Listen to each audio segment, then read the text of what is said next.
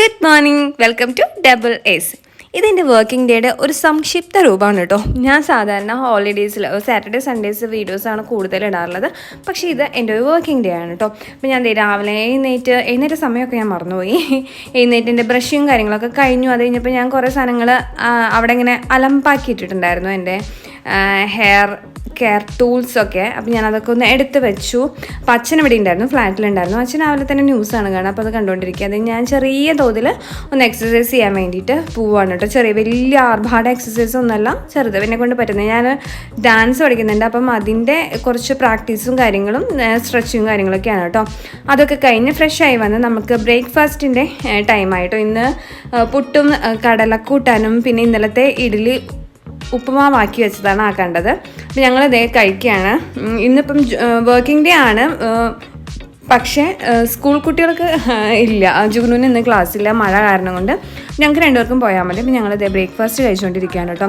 ഞങ്ങളിതേ പോകാനുള്ള പുറപ്പാടിലാണ്. അവനവിടെ കളിയാണ്, അവന് ഹോളിഡേ ആയതുകൊണ്ട് സമാധാനമാണ്, കളിച്ചുകൊണ്ടിരിക്കുകയാണ്. ഞങ്ങൾ രണ്ടുപേരും കൂടി ഇറങ്ങുകയാണ് കേട്ടോ. ഒരു 9 മണിയൊക്കെ കഴിഞ്ഞിട്ടുണ്ട് നമ്മൾ ഇറങ്ങുമ്പോൾ. ജുഗ്നുവിനെ കൊണ്ടാക്കണം എന്നുണ്ടെങ്കിൽ ഞങ്ങൾ 8:30 മുമ്പായിട്ട് 8 മണി കഴിയുമ്പോൾ ഞങ്ങൾ ഇറങ്ങാറുണ്ട്. ഇന്നിപ്പോൾ ജുഗ്നു ഇല്ലാത്തതുകൊണ്ട് ഞങ്ങളൊരു 9 മണിയൊക്കെ ആയിട്ട്. അപ്പോൾ നമ്മളിതേ പാർക്കിങ്ങിൽ എത്തിയിരിക്കുകയാണ്. പാർക്കിങ്ങിൻ്റെ അവസ്ഥയാണ് ഈ കാണുന്നത്. മഴയുള്ളപ്പോൾ ഇപ്പോഴും പാർക്കിങ്ങിൽ ഇങ്ങനെയാണ്, ചോർന്നതൊന്നുമല്ല കേട്ടോ.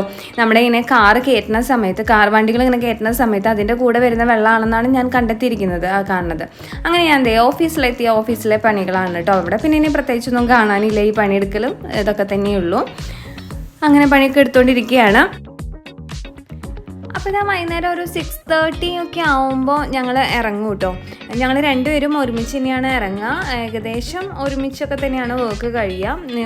ഒന്ന് കുറച്ച് സമയത്തിന് അങ്ങോട്ടും ഇങ്ങോട്ടും വ്യത്യാസങ്ങളൊക്കെ ഉണ്ടാവും. അപ്പോൾ നമ്മൾ അങ്ങോട്ടും ഇങ്ങോട്ടൊക്കെ വെയിറ്റ് ചെയ്തിരുന്ന് ഒരുമിച്ച് ഇറങ്ങും. അങ്ങനെയാണ് പതിവ്. അത് കഴിഞ്ഞ് ഞാനത് ഫ്ലാറ്റിലെത്തി.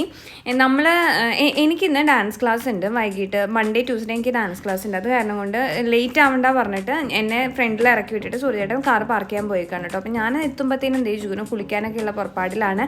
ഇപ്പോൾ വൈകുന്നേരമാണ് കേട്ടോ ഞങ്ങളുടെ കുളിയൊക്കെ. രാവിലെ സ്കൂളിൽ പോകുന്ന തിരക്കിൽ ചുമ്മാ ഒപ്പിക്കലാണ്. അത് കാരണം കൊണ്ട് വൈകിട്ടാണ് വിസ്തരിച്ചുള്ള അവൻ്റെ കുളിയൊക്കെ. അതിങ്ങനെ ഞാൻ ഡാൻസ് ക്ലാസ്സിലേക്ക് ഇറങ്ങി. ഒരു 7 o'clock ഒക്കെ ആയിട്ടുണ്ടാവും. എനിക്ക് 7:30 എനിക്ക് ക്ലാസ് സ്റ്റാർട്ട് ചെയ്യുക. അപ്പോൾ ഞാൻ 7 o'clock ഒക്കെ ആകുമ്പോഴാണ് ഇറങ്ങി പോവാണ് കേട്ടോ. ഞാൻ സ്കൂട്ടറിലാണ് പോവാറ്, ഒറ്റയ്ക്കാണ് പോകുന്നത്.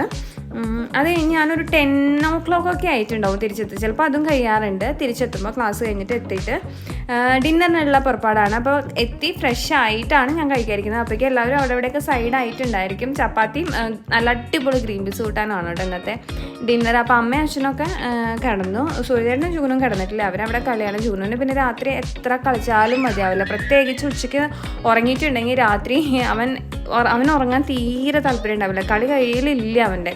കളിച്ച് നമുക്കൊക്കെ ഭയങ്കര ടയർഡാവും. ഞാൻ അങ്ങനെ അവനെ വെയിറ്റ് ചെയ്തിരിക്കുകയാണ്, എങ്ങനെയെങ്കിലും ഒന്ന് പിടിച്ച് കിടത്താൻ വേണ്ടിയിട്ട്. ഞാനും കളിക്കണം കേട്ടോ കൂടെ. എല്ലാവരും കൂടെ കളിക്കുന്നതാണ് അവന് ഏറ്റവും സന്തോഷമുള്ള കാര്യം. നമ്മൾ അവൻ്റെ കൂടെ കളിച്ചുകൊണ്ടിരിക്കുകയാണ്. നല്ല ലേറ്റ് ആയിട്ടുണ്ട്.